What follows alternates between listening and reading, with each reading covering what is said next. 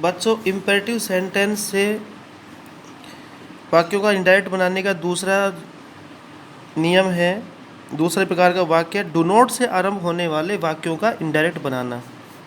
Reported speech do not से शुरू होगा, तो हम इसका इंडायरेक्ट कैसे बनाएंगे? इसके परिवर्तन की दो विधियां हैं। पहली विधि में रिपोर्टिंग वर्ब को जो सैड होता है उसको फॉरवर्ड में बदल देते हैं। रिपोर्टेड स्पीच में आए हुए डू नॉट को हटा देते हैं और वर्ब से पहले, क्रिया से पहले टू लगा देते हैं। जैसे example, the teacher said to the boys do not abuse anyone. सबसे पहला परिवर्तन हो जाएगा, सैड को फॉरवर्ड में बदलेंगे, ये पहला तरीका है। The teacher forbade the boys, forbade का मतलब होता है मना करना। इसके बाद बीच में कनेक्टिव वर्ड टू लगाते हैं और डू नॉट को हटा देते हैं, तो इनडायरेक्ट बन जाएगा the teacher forbade the boys to abuse anyone.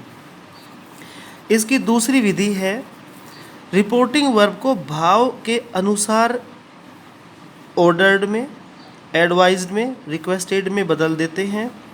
Reported speech में से केवल डू नॉट को नोट टू में बदल देते हैं। यह इसकी दूसरी विधि है। जैसे my father said to me do not waste your time. तो दूसरी विधि में हम क्या करते हैं, फादर जो है एडवाइज कर रहा है कि अपना समय बर्बाद मत करो, भाव के अनुसार बदलेंगे रिपोर्टिंग वर्ब सैड को एडवाइज्ड में। My father advised me not to waste my time. Pronoun संबंधी परिवर्तन ठीक उसी प्रकार से होंगे जैसे हम पढ़ते आए हैं। हमने डू नॉट को केवल नोट टू में बदल दिया है, दूसरी विधि है। She said to him don't disturb me. She asked him, do not को नोट टू बदलेंगे, नॉट टू डिस्टर्ब हर। जब कोई भाव का पता ना चले तो हम आस्क्ड में बदल देते हैं।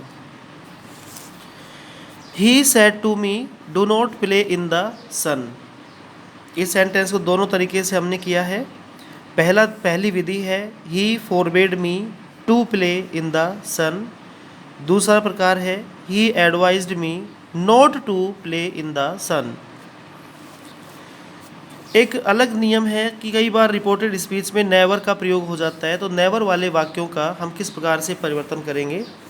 रिपोर्टेड स्पीच जब नेवर से आरंभ हो तो रिपोर्टिंग वर्ब को भाव के अनुसार ऑर्डर्ड, एडवाइज्ड आदि में बदल देते हैं और नेवर तथा वर्ब के बीच में टू का प्रयोग करते हैं। जैसे the teacher said to the students never waste your time. तो सैड को हमने बदल दिया एडवाइज्ड में।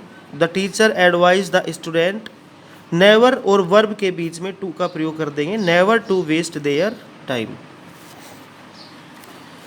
तीसरा प्रकार का वाक्य है इम्पेरेटिव सेंटेंस का वाक्य प्लीज़ या काइंडली से आरंभ हो, तो इनडायरेक्ट बनाते समय हम इन शब्दों को हटा देते हैं, रिपोर्टिंग वर्ब के स्थान पर रिक्वेस्टेड लगाते हैं और कनेक्टिव वर्ड टू का प्रयोग करते हैं। जैसे he said to me please bring me a glass of water. Reporting verb को वाक्य जो है प्लीज़ काइंडली से शुरू है, तो रिपोर्टिंग वर्ब को रिक्वेस्टेड में बदल देंगे।